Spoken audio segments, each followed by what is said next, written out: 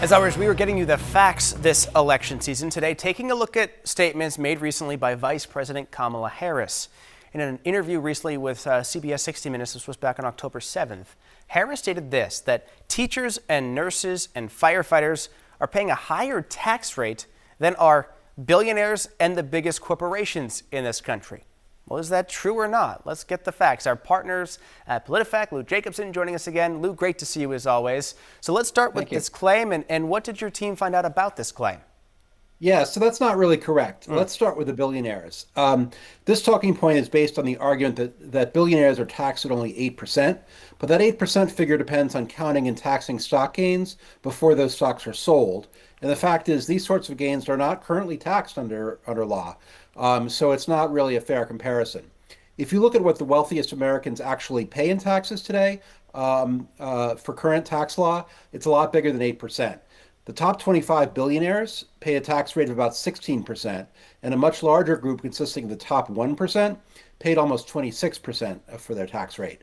By contrast, most teachers, nurses, and firefighters earn between $50,000 and $100,000, and about 91% of people in that category pay a tax rate of less than 15%, and a large share of them pay far less than 15%. Yeah, so, okay, it doesn't work with that comparison with the billionaires. How about the other part of the claim? What about when she said that the firefighters, the teachers were paying less, more than the corporations? What about their tax rates? Yeah. So as far as corporations, this part of it's a little bit more accurate. There was a study recently of 342 large companies that were profitable for 5 straight years, and their tax rate was typically about 14% over a 5-year period. That's still a higher tax rate than the rate paid by two-thirds or more of the type of taxpayers that includes teachers and firefighters.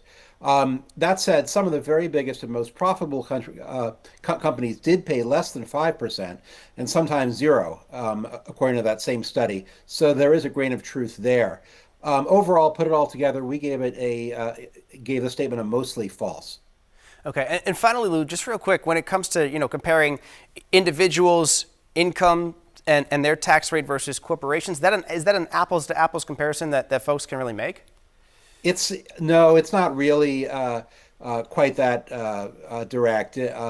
People pay taxes according to the individual income tax system, and that's very different from the corporate tax system. Right. Particularly, corporations do have the ability to sort of move things around legally, so they don't have to pay that full corporate tax rate. All right, Lou, we appreciate you helping us get the facts. As always, Lou Jacobson with PolitiFact. Thanks for joining us. Thank you.